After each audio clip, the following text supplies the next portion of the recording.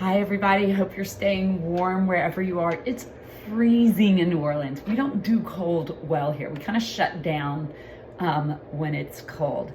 Welcome to, I guess we consider this week 3 of our 15-week semester. We are going to continue trying to build our foundation of positive psychology that we're going to use all semester long. I loved how in this past week that you all really started to show me that you were taking in this whole idea of well-being theory, this whole idea of PERMA. PERMA is going to kind of be a theme that we're carrying throughout the semester, although we are going to spend some real intensive time on it later in the semester. But it's so good to really grab hold and understand this idea that living a life of well-being is a very well-rounded life. It's not just about happiness, it's about a bunch of different stuff. So, okay, first some nuts and bolts things just about working through the class. One, some of you will have noticed that if you did not do the discussion part of the assignment, you get a beginning grade on it, and I say in there, twist me once you've done the discussion part, and then I'll improve that grade. This is going to be going on all semester. I can't grade that competency if you haven't done that work. And here's the main thing for you to know. You might go and add to that assignment. If you don't twist me, I will have no idea that you did that. Once you've put in one assignment through Canvas on that one page, it doesn't alert me again. So that's why I always say, twist me once you complete this part so I can improve your grade on that. The reason that we have you adding to those discussions in that way after you've put up your assignment is this is an opportunity for you to further process the learning so that your brain is getting to like chew on it one more time and really try to integrate it into your understanding, into your being. This is not busy work. This is about understanding that the brain, the hippocampus, really holds on to things the more it gets to sit in it, stew in it. So there is purpose to this.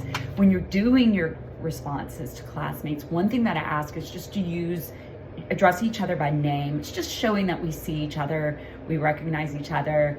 It's a bit of respect and it's a bit of belonging, I think, to be able to offer that. Today, you should be wrapping up your Zooms. You're sending me the screenshots. If your group, you weren't able to join in your group, they've already met, go on to Twist, do a general message, see if you can jump in with another group. There will be different groups for a big class, so there will be different groups meeting throughout the day. I'm sure you can jump in with somebody. If you can't, this is not work you can make up because you have to participate in the Zoom to get the credit. Just a heads up, this is a long time away. This is not until week 9. We will take our spring break, our 1-week break, when we get to week 9. Many of you will have your spring breaks probably at a different time in the semester. The GOA policy is that you'll keep up with the work or you'll work ahead. Probably work ahead is a good idea when you have your own spring break because our break will be that week 9. Okay, done with the nuts and bolts, going into a little bit about what your work is going to be this week. This week, you are going to put yourself into the mindset of a positive psychology researcher. Remember, positive psychology is a science. We don't just make up theories and then say then that's what it is. We back it up with research and proof and evidence, and that's what you're going to get a sense of this week. So you're going to begin the week by learning about positive psychology research, and then you are going to select a focus, something you want to know more about that we've learned so far this year, and you're going to select one thing that you want to research a little bit more. PERMA would be too big of a focus, but you could take any aspect of PERMA, meaning, relationships, like any emotion, any aspect of it, or maybe there's something about positive psychology you want to know more about: flow, resilience, gratitude, meaning in life, awe, you can skim through the things we're going to be studying this semester. You're going to make one specific thing you want to know more about. You're going to do some research on it. Then you're going to build a survey that you'll send out to about 10 friends and family members. Then you're going to take those results and you're going to break them down and tell us what you found out, what you learned. okay, so maybe let's say I decided to do my my research on the concept of flow, that people can engage in activity and become so immersed in it that time melts away, that something that's really hard starts to not feel so hard. And so let's say that I found that 50% of the respondents in my survey shared with me that when they are in a state of flow, all the other worries they have in life kind of melt away. Now, I could just say 50% of my respondents said that their stress melts away when they're in flow, but that doesn't tell me much. So you take that research and then you figure out what it means. This means their stress gets to go down. This means that this activity is not only good for maybe if the activity is running, it's not only good for their physical bodies, but it's good for their minds. Maybe this helps them later in life when they're in other stressful situations, that they know they can shift their focus. Like, I've got to decide what that statistic matters.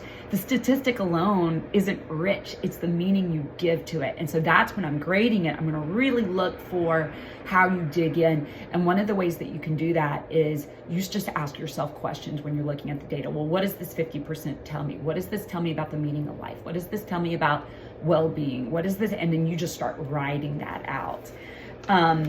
The interpretation of this, the taking the stats and then turning it into something, will be the most important part of this whole process. So I can't wait to see what topics you decide to focus on, but then what you do with it.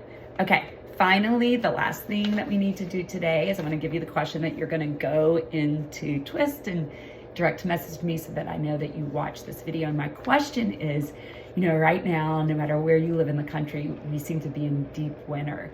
And so what I want to ask you is, I remember listening to this podcast on a podcast called On Being, and they talk about philosophical things about life, a lot of it connected to positive psychology. And I remember the person who does it was interviewing a writer, and she talked about the whole concept of wintering, that in winter we kind of hunker down, we slow down, we get cozy, we have to take effort to keep ourselves warm and comfortable. And that her belief is that this is good for the soul, this is good for us.